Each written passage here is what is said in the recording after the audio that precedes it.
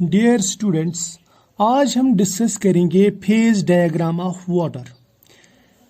ये डिस्कस करने से पहले मैं आपको बताता चलूं कि वाटर जनरली 3 स्टेट्स में एग्जिस्ट कर सकता है या 3 फेजेस में मैं बोल सकता हूं इजीली एग्जिस्ट कर सकता है। कौन कौन सा?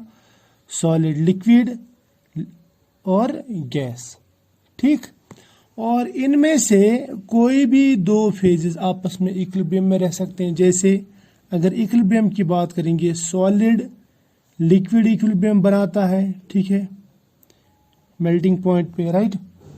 इस तरह से लिक्विड और गैस यानी वेपर्स का इक्विलिब्रियम बन सकता है। इसी तरह से दूसरा जो इक्विलिब्रियम बनेगा वो बनेगा सॉलिड और वेपर का, यानी जिसे हम सब्लिमेशन कहते हैं, मेल्टिंग, बॉइलिंग और सब्लिमेशन। ठीक है, इन पे ये इक्विलिब्रियम बनते हैं। और एक इक्विलिब्रियम भी बनता है जिसमें तीनों फेजेस साथ में रहेंगे। कौन सा इक्विलिब्रियम? सॉलिड, लिक्विड और वेपर।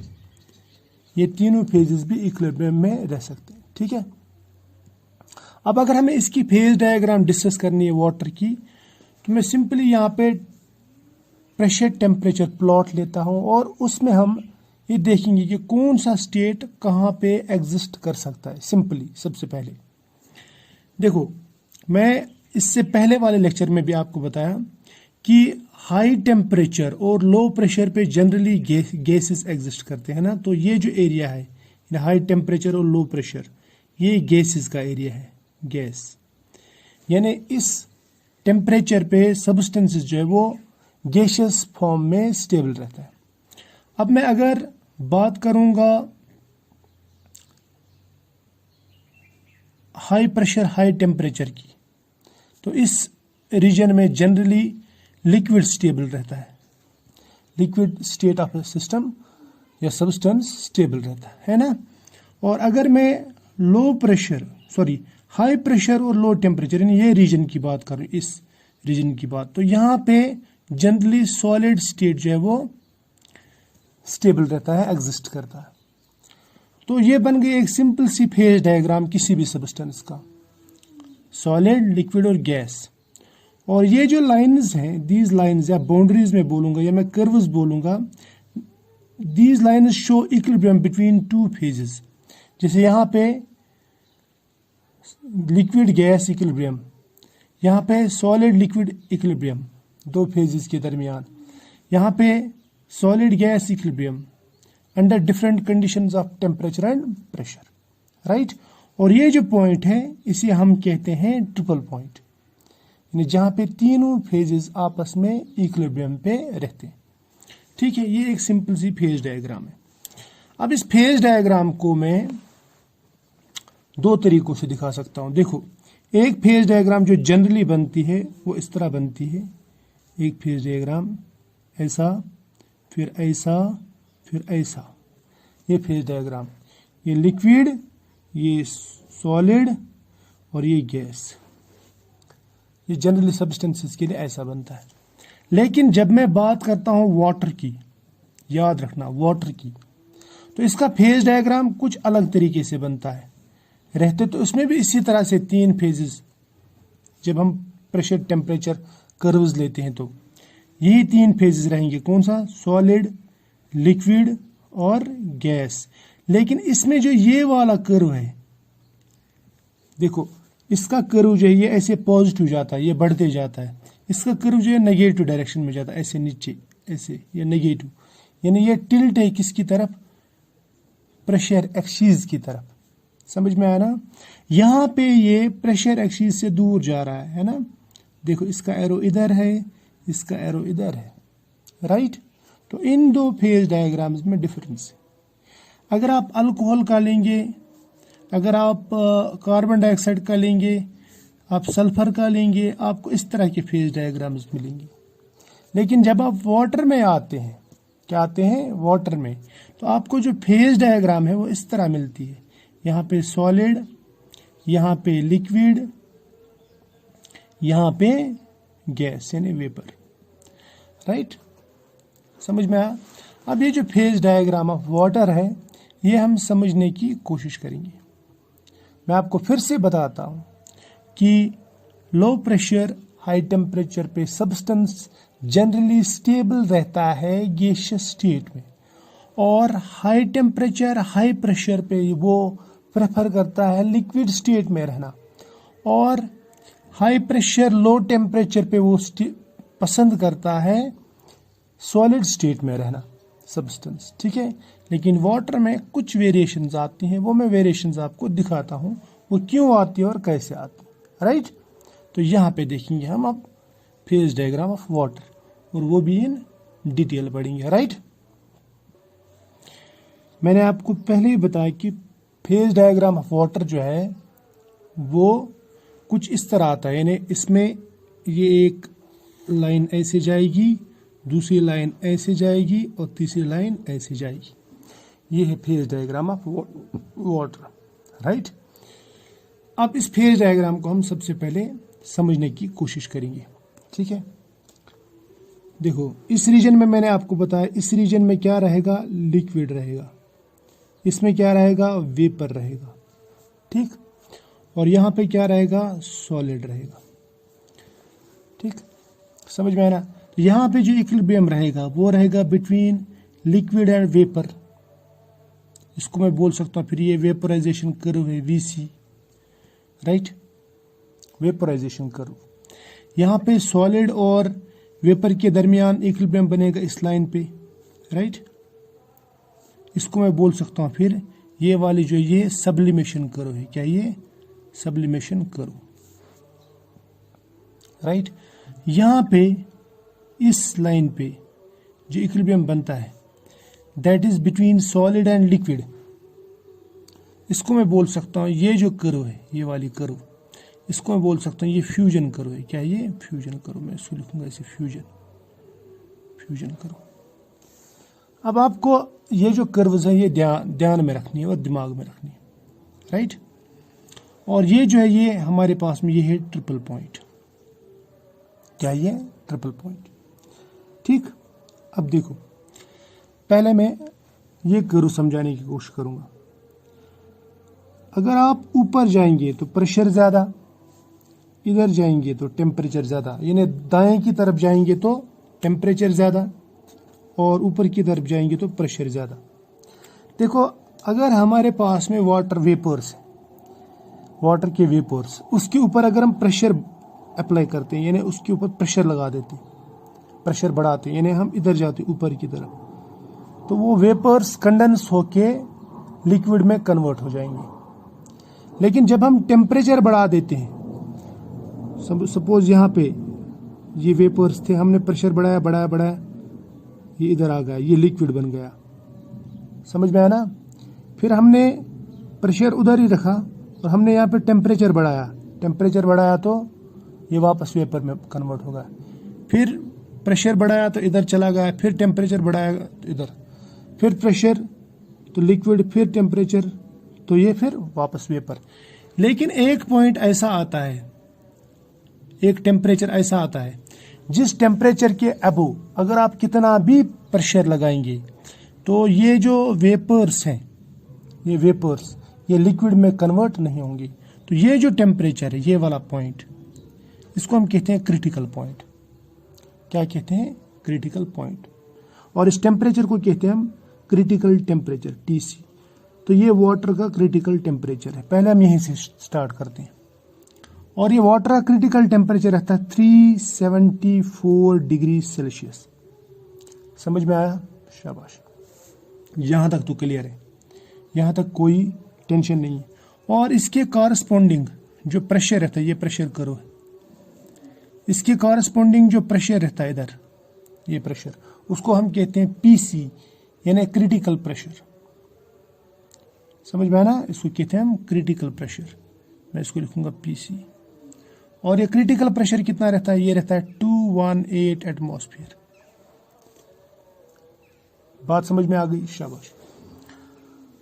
अब देखो इसमें खास बात जो आपको मैं बताना चाहता हूं वो क्या है। ये होगा एक कर्व, सपोज ये कर्व मैंने आपको बताया, इधर वेपर तो इधर लिक्विड।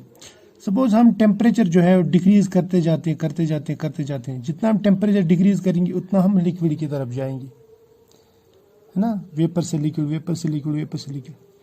लेकिन एक पॉइंट ऐसा आएगा जब जो ही हम टेम्परेचर कम करेंगे, टेम्परेचर जब हम डिक्रीज करेंगे, मान लीजिए यहाँ पे ये लिक्विड में है, हमने टेम्परेचर डिक्रीज किया और ये लिक्विड बन गया। यहाँ से स्टार्ट करता हूँ, वेपर था, वेपर था, वेपर था, वेपर था, वेपर था, वेपर था, हमने टेम्परेचर डिक्रीज कर दिया, ये लिक्विड में कन्वर्ट हो गया। फिर हमने वो decrease decrease decrease decrease decrease decrease, ये सॉलिड में कन्वर्ट हो गया। समझ में आया ना, ये किस में कन्वर्ट हो गया, सॉलिड में। और उसके बाद में अगर हम मतलब कन्वर्ट होना होगा, शुरू हो गया सॉलिड में, अगर हम फिर से डिक्रीज करेंगे तो ये क्या बन जाएगा, ये बन जाएगा आइस, जब हम टेम्परेचर डिक्रीज करेंगे तो। क्लियर?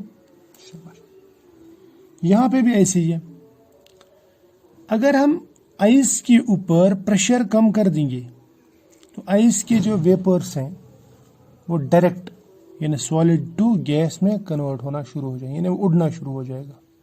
इसको हम कहते हैं सब्लिमेशन। यानी हमने इस टेम्परेचर पे जहाँ पे आइस बनता है, अगर हम इस टेम्परेचर पे इसका जो प्रेशर है वो कम कर देंगे, ऊपर का जो प्रेशर है वो कम कर देंगे, तो ये किस में कन्वर्ट हो जाएगा, ये वेपर्स में कन्वर्ट हो जाएगा। क्लियर? इसको हम कहते हैं सब्लिमेशन, राइट। यानी हम टेम्परेचर प्रेशर की कंडीशंस मेंटेन करके किसी भी फेज में जा सकते हैं, कोई भी इक्विलिब्रियम इनमें अटेन कर सकते हैं। समझ में आना? इसी तरह से इनमें से एक पॉइंट ऐसा आता है, ये पॉइंट जहां पे तीनों फेजेस एग्जिस्ट करते हैं। देखो इन लाइंस के ऊपर मैंने बताया, यहाँ पे वेपर लिक्विड एग्जिस्ट करता है, यहाँ पे लिक्विड सॉलिड एग्जिस्ट करता है, यहाँ पे सॉलिड वेपर एग्जिस्ट करता है और इक्विलिब्रियम में रहते हैं। लेकिन एक ऐसा भी पॉइंट है जहां पे ये तीनों फेजेस, चाहे सॉलिड हो, लिक्विड हो या गैस हो, तीनों के तीनों ये इक्विलिब्रियम में रहते हैं, और ये पॉइंट ये है, ये पॉइंट, ठीक है। इसको हम कहते हैं क्रिटिकल टेम्परेचर। इससे पहले जो हमने कार्बन डाइऑक्साइड में देखा, उसमें हमने देखा मेल्टिंग पॉइंट और क्रिटिकल टेम्परेचर सेम है। लेकिन यहाँ पे मैं आपको बताऊं, सॉरी क्रिटिकल टेम्परेचर नहीं, इसको बोलते हैं triple point, triple point, triple point, I am sorry sorry sorry, triple point बोलते हैं। फिर से मैं दोहरा रहा हूं, ये ट्रिपल पॉइंट। अब कार्बन डाइऑक्साइड का जो ट्रिपल पॉइंट है और यहाँ का जो ट्रिपल पॉइंट है वाटर का, इनमें फर्क है। कार्बन डाइऑक्साइड में ट्रिपल पॉइंट और मेल्टिंग पॉइंट सेम रहता है, लेकिन वाटर में ट्रिपल पॉइंट और मेल्टिंग पॉइंट सेम नहीं रहता। मैं बताऊंगा कैसे।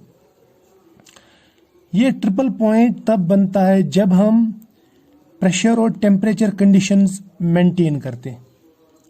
कब बनता है? ये तब बनता है जब टेम्परेचर रहता है 0.0098 डिग्री सेल्सियस और प्रेशर जो है, प्रेशर यहाँ का वो रहता है 4.58 mmHg, या 4.5 लिख सकते हैं आप, या 4.6 भी लिख सकते हैं, mmHg। ठीक है, ना बहुत ही कम एटमॉस्फेयर। 760 mmHg जो है वो रहता है बराबर 1 एटमॉस्फेयर के, राइट। तो ये याद रखना। तो इसका मतलब ये जो प्रेशर, ये बहुत ही कम प्रेशर है, ठीक। अब देखो ये हो गया, तो इसका मतलब ये जो ट्रिपल पॉइंट है जीरो पे नहीं बनता। ये कब बनता है? 0.0098 डिग्री सेल्सियस और इस प्रेशर पे जो 1 एटमॉस्फेरिक प्रेशर नहीं है। इसका मतलब हम ना इसको मेल्टिंग पॉइंट बोल सकते हैं ना बॉइलिंग पॉइंट बोल सकते हैं, राइट। शाबाश। अब रही बात ये डिग्री सेल्सियस में मैंने बताया, यानी इसका मतलब 0 डिग्री इधर होगा, कुछ इधर या इधर डिग्री होगा 0 डिग्री, यानी इससे पीछे, राइट। अगर हम 0 डिग्री से भी नीचे टेम्परेचर ले जाते हैं, मान लीजिए हम टेम्परेचर ले जाते हैं -273 डिग्री सेल्सियस, यानी 1 केल्विन पे, तो उस टेम्परेचर पे कोई भी गैस एग्जिस्ट नहीं करता, वहां पे सिर्फ सॉलिड ही सॉलिड रहता है, ऊपर भी सॉलिड इधर भी गैस एग्जिस्ट नहीं करता। यहां तक तो समझ में आया? शाबाश। अब ये जो फेज डायग्राम है ना, इसका मैं यहाँ पे एक वर्जन बनाता हूँ ताकि बात समझ में आ जाए। हमें बात समझनी है। हमने ट्रिपल पॉइंट डिस्कस किया, हमने क्रिटिकल पॉइंट डिस्कस किया, हमने ये कर्व्स डिस्कस की। ये जो कर्व्स हैं ये कुछ इस तरह की कर्व्स हैं, राइट। इसको मैं कहूँगा क्रिटिकल टेम्परेचर, राइट। इसको मैं कहूँगा ये ट्रिपल पॉइंट, ठीक। और ये है pressure curve, sorry pressure axis, ये है टेम्परेचर एक्सिस। बात मेरी समझ में आ रही है? शाबाश। अब देखो, इसको हम नाम भी लिख सकते हैं। ये जो पॉइंट्स है ना यहाँ पे, ये पॉइंट ए है, ये पॉइंट ओ है, ये पॉइंट बी है और ये पॉइंट सी है। बात मेरी समझ में आ रही ना? शाबाश। तो इसका मतलब यहाँ पे जो कर्व्स हैं वो कर्व्स हैं ओ ए, ओ बी और ओ सी, राइट। और एरियाज हैं ए ओ बी, ए ओ सी ये, और फिर बी ओ सी ये। समझ में आया? तो इसमें 3 रीजन्स, लिक्विड का रीजन, सॉलिड का रीजन और वेपर का रीजन बन गया। और इसमें हमारे पास में कर्व्स कौन कौन सी मिल गई?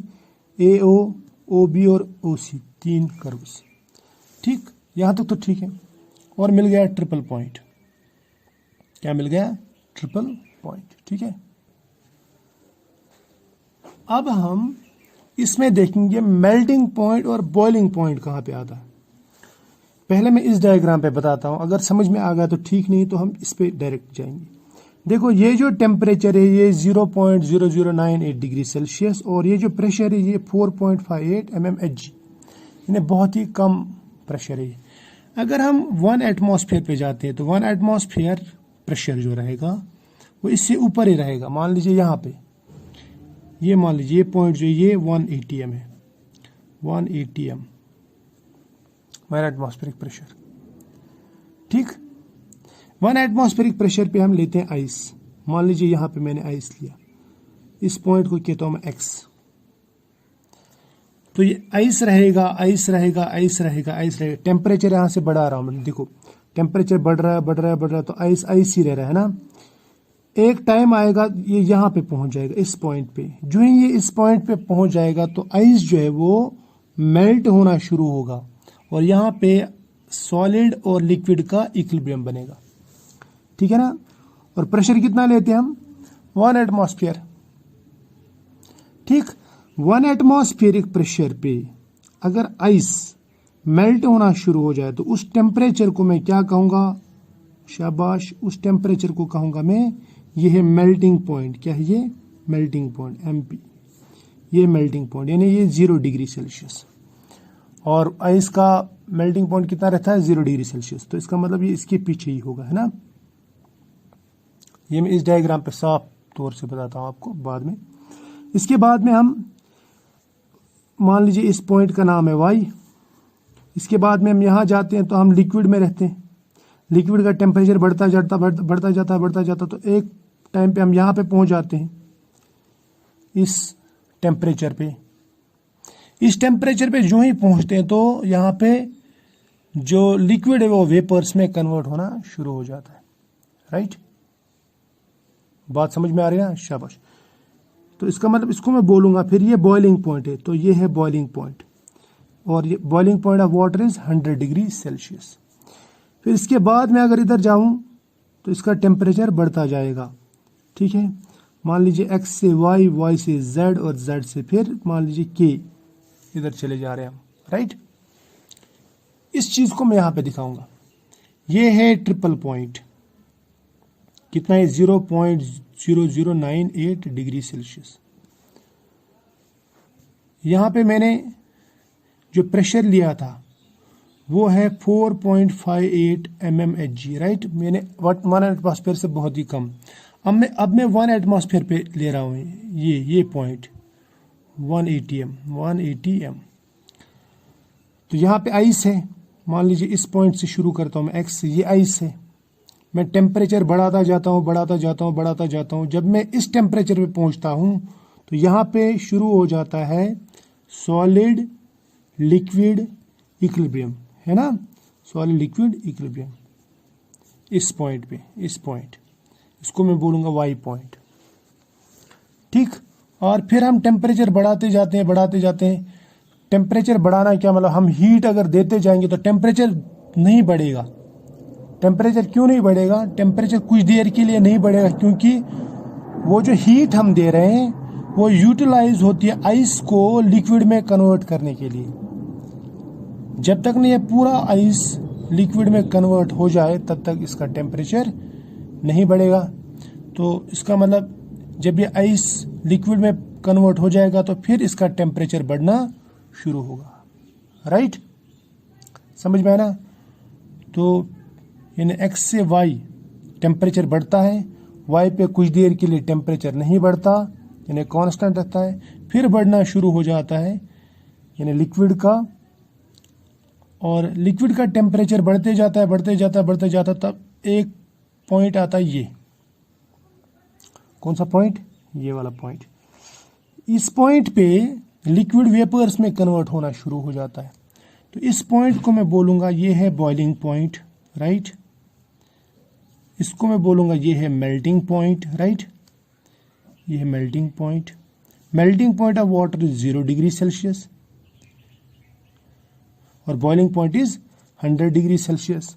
Critical temperature is 374 degree Celsius और triple point is 0.0098 degree Celsius but at 4.58 mmHg। समझ में आया? शाबाश, यहां तक तो क्लियर है।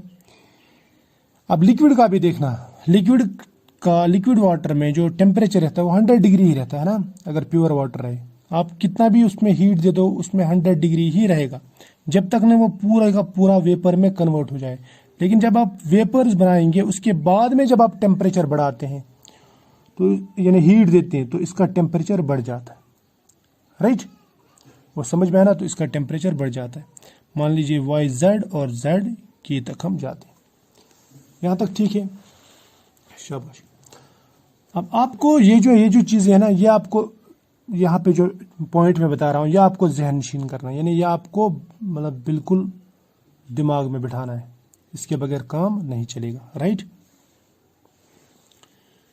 तो यहाँ पे आते हैं हम। देखो ये मैंने जो बनाया ये हमने कांस्टेंट प्रेशर रखा और टेम्परेचर बढ़ाते गए विद टाइम।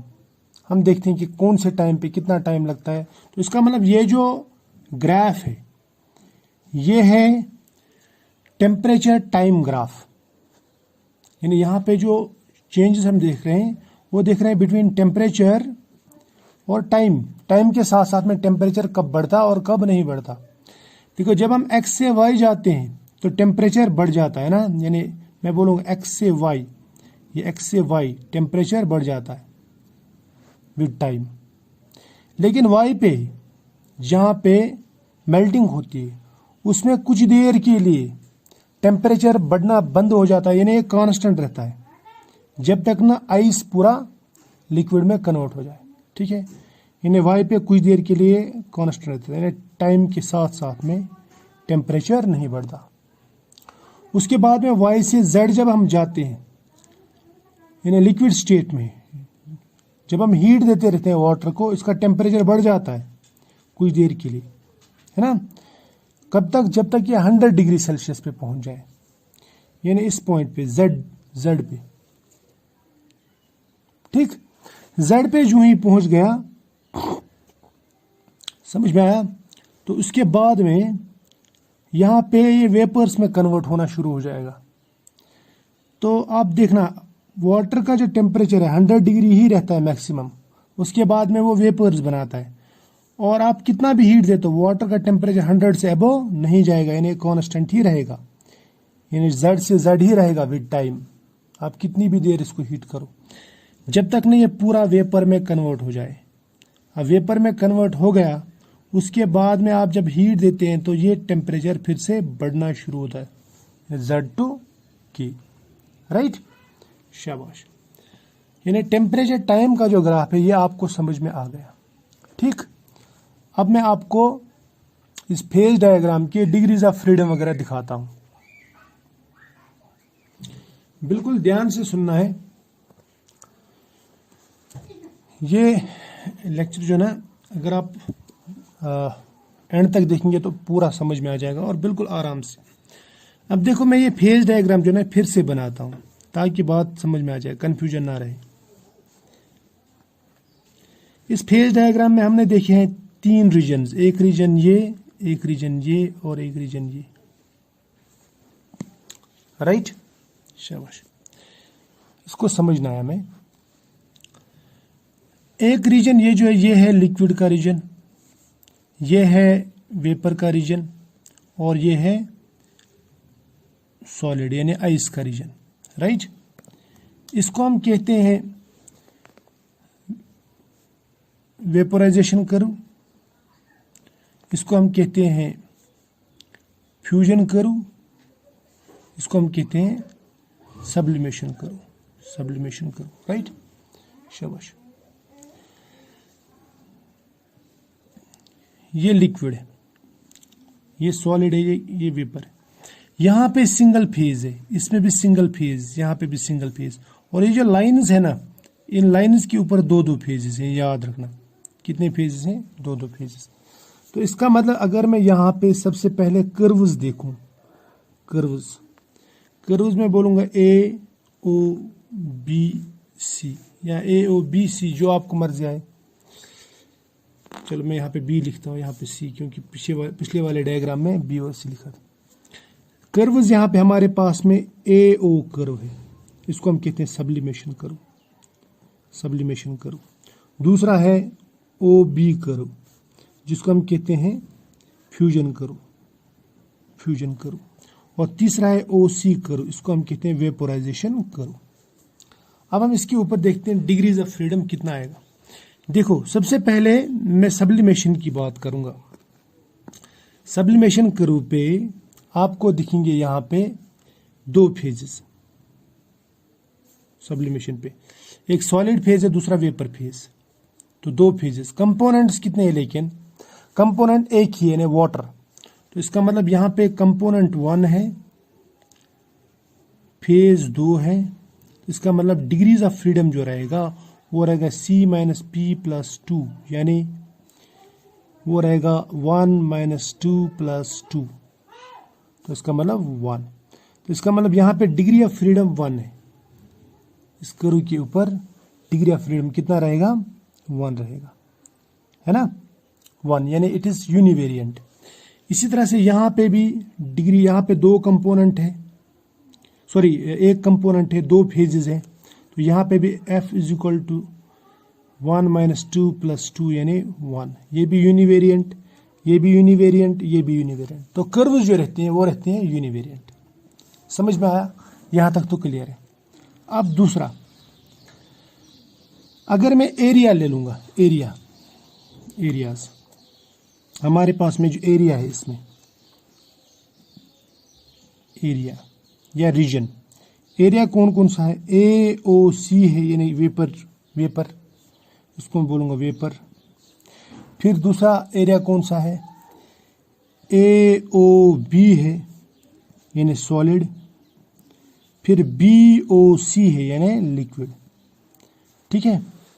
अब वेपर देखो, सिर्फ वेपर देखो, इसमें सिर्फ और सिर्फ वेपर, सिंगल फेज। यहाँ पे सिंगल फेज लिक्विड, यहां पे भी सिंगल फेज सॉलिड, राइट। तो इसका मतलब इनमें फेजेस जो है, सब में फेजेस कितने हैं? 1। कंपोनेंट्स कितने हैं? 1। एक एक कंपोनेंट हम अलग अलग देख रहे हैं, इसका अलग, इसका अलग, इसका अलग। अगर हम यहाँ पे वेपर्स में देखेंगे, इसमें फेज एक है, कंपोनेंट एक है। तो डिग्री ऑफ फ्रीडम कितना रहेगा फिर? वो रहेगा F = C माइनस P + 2, यानी 1 - 1 + 2 दैट इज इक्वल 2। तो ये रहेगा बाइवेरिएंट, यानी यहां पे डिग्री ऑफ फ्रीडम कितना है?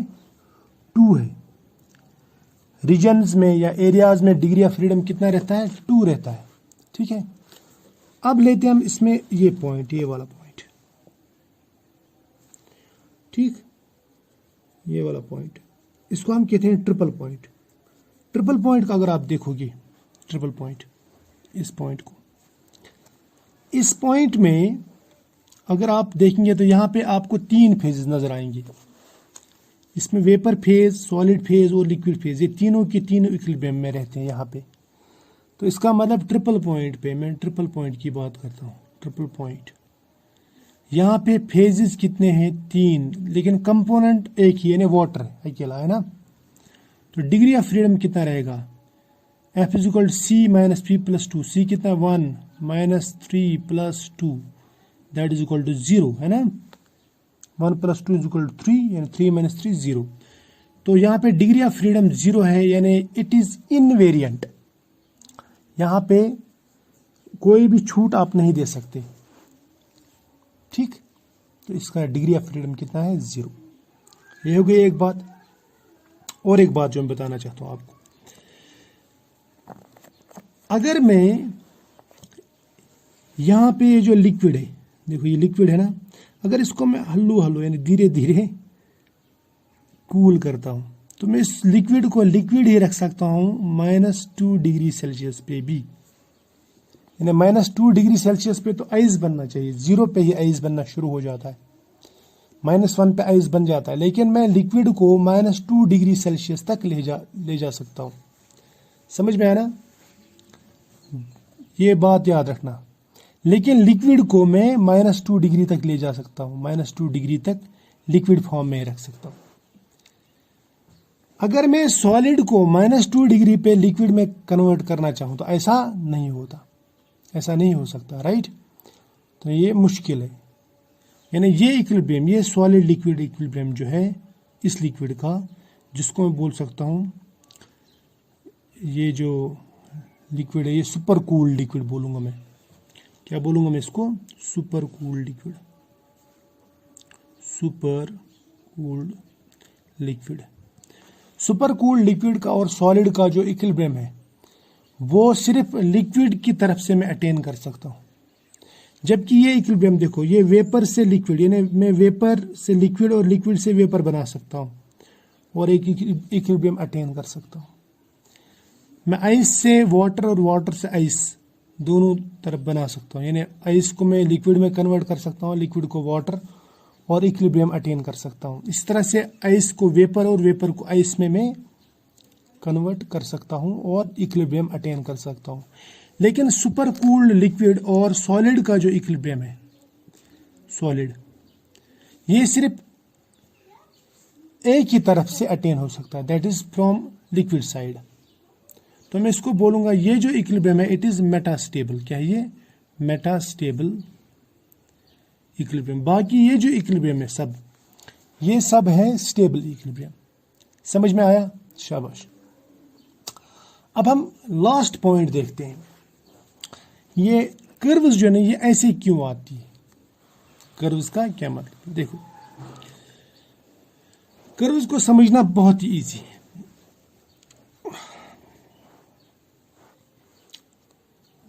मैं लेता हूं एक graph, pressure temperature graph, pressure temperature graph, right. जैसे ऊपर हमने लिया प्रेशर टेम्परेचर ग्राफ, तो मुझे एक फेज डायग्राम मिल जाती है कुछ इस तरह की, जो फेज डायग्राम वाटर की है, और मुझे ये एक्सप्लेन करना है कि ये ऐसा उल्टा क्यों आता है,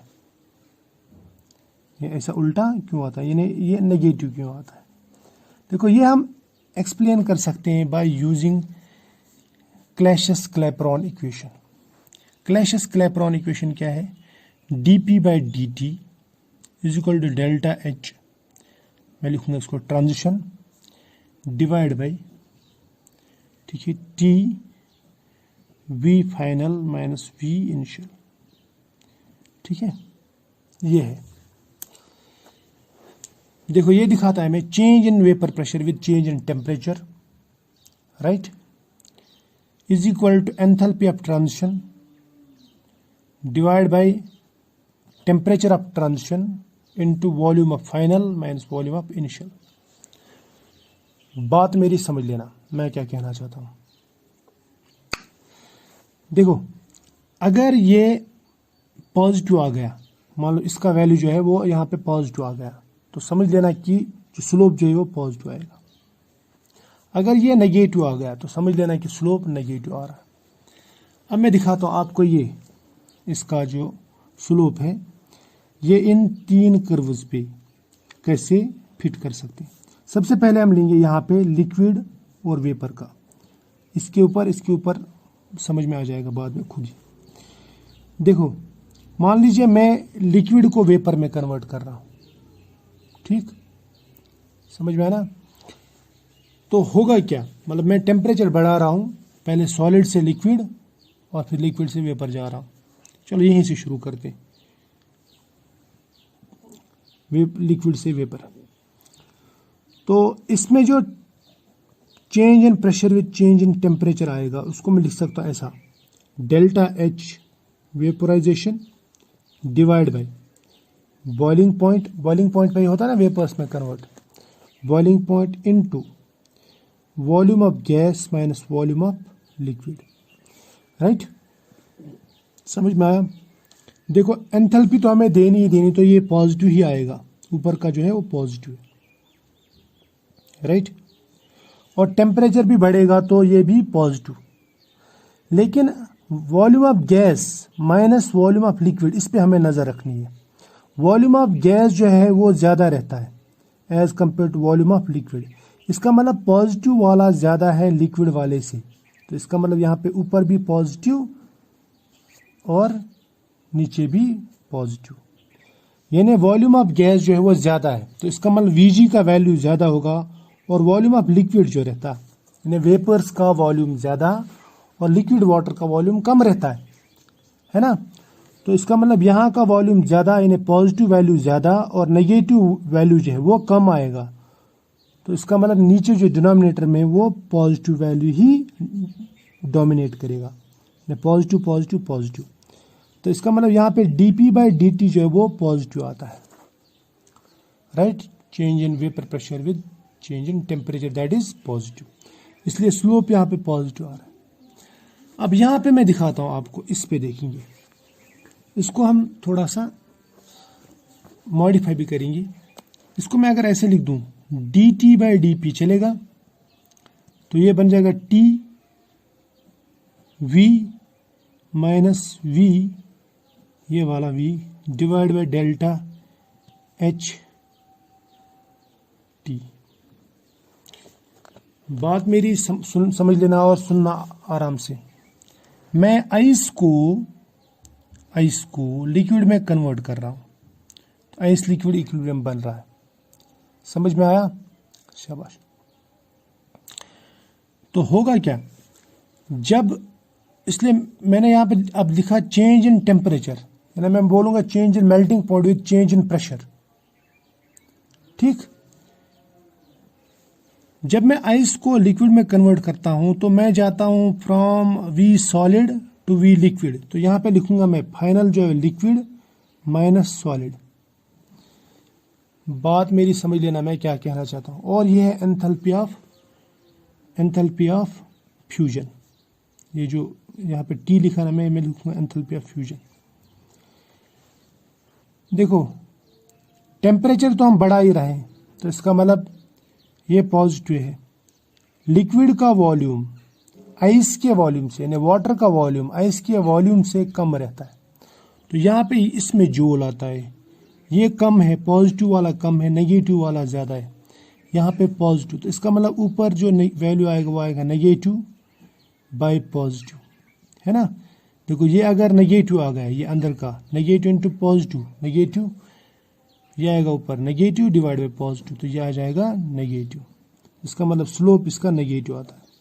ये हो गया मैथमेटिकली। अब मैं अगर इसको थ्योरेटिकली समझा दूं, आपने कभी आइस हाथ में लिया है, आइस को हाथ में लेना और उसके ऊपर प्रेशर देना, ऐसा प्रेस करना उसको, ऐसा ज़रूरी नहीं है कि हाथ में, आप उसको प्लास या किसी भी दो लोहे के चीज़ों से प्रेस करना, तो देखना होता क्या है, जो ही आप इसको प्रेस करते हैं ना तो ये आइस जो है लिक्विड में कन्वर्ट होना शुरू होता है। जितना आप उसका वॉल्यूम कम करेंगे, प्रेशर बढ़ाएंगे, वो लिक्विड में कन्वर्ट होना शुरू हो जाएगा, ठीक है। यानी जो ही आप प्रेशर बढ़ाते हैं, यहाँ से यहाँ जाते हैं, तो ये आइस जो है लिक्विड में कन्वर्ट होना शुरू हो जाता है। बात मेरी समझ में आ रही है, शाबाश, यहाँ तक तो क्लियर है। अब और एक बात, आपने स्केटिंग स्की जो करते हैं ना विंटर्स में स्केटिंग, वो क्यों होती, बर्फ पे स्केटिंग क्यों होती है? क्योंकि बर्फ पे जब आप प्रेशर देते हैं ना, ऐसे प्रेशर जब आप देते हैं तो वो जहां पे आप प्रेशर देते हैं वहां पे वो पिघलना शुरू होता है, क्योंकि प्रेशर देने से वो अपने वॉल्यूम को एडजस्ट करता है और लिक्विड का वॉल्यूम यानी वाटर का वॉल्यूम आइस के वॉल्यूम से कम रहता, तो इसलिए वो लिक्विड में जाना चाहता है, यानी लिचेट-लेयर्स प्रिंसिपल जिसे आप कहते हैं। आप उस पर स्ट्रेस दे रहे हैं तो वो लिक्विड में कन्वर्ट होना शुरू हो जाता है, इसीलिए इसका जो स्लोप है वो नेगेटिव आता है, उल्टा आता है। राइट, समझ में आया? अब इस चीज को हम यहाँ पे हाईलाइट करेंगे, इसके ऊपर हम प्रेशर वर्सेस टाइम का एक ग्राफ बनाएंगे, हम देखेंगे क्या होता है। राइट, यहाँ पे आपको मैं प्रेशर टाइम ग्राफ दिखाता हूँ, यानी इफेक्ट ऑफ प्रेशर दिखाता हूँ, जिससे हमें ये अंदाजा हो जाएगा कि होता क्या है। देखो, सबसे पहले मैं ये फेज डायग्राम बनाऊंगा यहाँ पे दोबारा, ताकि बात क्लियर हो जाए। ये है फेज डायग्राम, राइट, ये है ट्रिपल पॉइंट, ये है हमारा लिक्विड, ये है सॉलिड और ये है आइस। राइट, यहाँ पे लेंगे हम प्रेशर वर्सेस टेम्परेचर, यही है ना। देखो, मान लो मैं टेम्परेचर कांस्टेंट रखता हूँ और मैं देखता हूँ प्रेशर का इफेक्ट क्या होगा। देखो, पहले हम इस प्रेशर पे लेंगे, ये वाला प्रेशर। यहाँ पे हम कौन से रीजन में हैं? हम लिक्विड रीजन में है ना। इस प्रेशर पे हम लिक्विड रीजन में, हम ये प्रेशर कम करते जाएंगे करते जाएंगे करते जाएंगे करते जाएंगे और यहाँ तक कम करेंगे, और फिर देखेंगे हम इसका असर क्या होता है। टाइम तो यहाँ पे टेम्परेचर इसमें कांस्टेंट है, हम सिर्फ टाइम के साथ साथ देखते हैं कि प्रेशर का क्या होगा। इसको अगर मैं ग्राफिकली रिप्रेजेंट करूं तो मैं इसको दिखा सकता हूं कि ये है pressure time graph, pressure time graph. ठीक है, देखो, लिक्विड का प्रेशर, यहाँ पे हम प्रेशर कम करते जाते हैं करते जाते हैं करते जाते हैं, तो कम हो रहा है कम हो रहा है कम हो रहा है प्रेशर, यानी P से लेके Q तक प्रेशर कम होता जा रहा है ना। मैं ऐसा लिखूंगा, फिर ये है P से लेके Q तक मैंने प्रेशर कम किया और मैं सीधा सॉलिड लिक्विड इक्विलिब्रियम पे आ गया। ठीक है, यानी अब जो लिक्विड है वो कन्वर्ट हो रहा है शुरू किसमें? सॉलिड में। ये सिर्फ वाटर के लिए बोल रहा हूँ मैं, वाटर में जब प्रेशर हम कम करते हैं तो लिक्विड सॉलिड में कन्वर्ट हो जाता है एट लो टेम्परेचर। राइट, समझ में आया? अब इसके बाद होता क्या है, जब हम इस पॉइंट पे पहुंच जाते हैं, आप कितना भी प्रेशर कम करो, जब तक नहीं ये पूरा लिक्विड इसमें कम कन्वर्ट हो जाए सॉलिड में, तब तक आपको प्रेशर चेंज नज़र नहीं आएगी। यानी इसका मतलब Q पे कुछ देर के लिए प्रेशर जो है वो कांस्टेंट रहेगा, यानी इस प्रेशर में डिक्रीज नहीं होगा बल्कि ये कांस्टेंट रहेगा, ये Q पे ही रहेगा कुछ देर के लिए, कुछ टाइम के लिए। यानी टाइम आप चेंज कर रहे हैं, टाइम बढ़ रहा है लेकिन चेंज नहीं आ रही है। Q के बाद में जब ये सॉलिड बन जाएगा, आप प्रेशर फिर से कम कर रहे हैं, तो प्रेशर कम करते करते ये पूरे का पूरा सॉलिड में कन्वर्ट हो जा रहा है, तो पूरा सॉलिड ही बन रहा है। जब तक हम इस पॉइंट पे Q से R पॉइंट पे पहुंच जाते हैं। जब हम R पे पहुंचते हैं तो R तक तो डिक्रीज होती है, लेकिन R के ऊपर फिर ये कांस्टेंट हो जाता है कुछ देर के लिए, क्योंकि अब ये सॉलिड किस में कन्वर्ट हो रहा है? गैस में। ये याद रखना, अब यहाँ पे सब्लिमेशन हो रही है। यहाँ पे क्या हो रहा था? यहाँ पे फ्यूजन हो रहा था, फ्रीजिंग हो रही थी। यहाँ पे क्या हो रहा है? सब्लिमेशन। अब सब्लिमेशन जब पूरा हो जाएगा, गैस बन जाएगी, तो उसके बाद में गैस का R से लेके सपोज S तक आपको प्रेशर फिर डिक्रीज होता नज़र आ जाएगा। समझ में आया? यानी टाइम के साथ साथ में ये प्रेशर डिक्रीज कर सकते हैं आप। तो ये है प्रेशर वर्सेस टाइम का ग्राफ, यानी इफेक्ट ऑफ प्रेशर क्या होता है। ठीक है, तो आई होप आपको थोड़ा बहुत समझ में आया होगा कि ये है क्या एक्चुअली फेज डायग्राम और ये किस तरह रहता है। तो अगर आपको समझ में नहीं आया तो इसका मतलब आपने पिछले वाले लेक्चर्स नहीं देखे। ठीक है, तो आज इतना ही।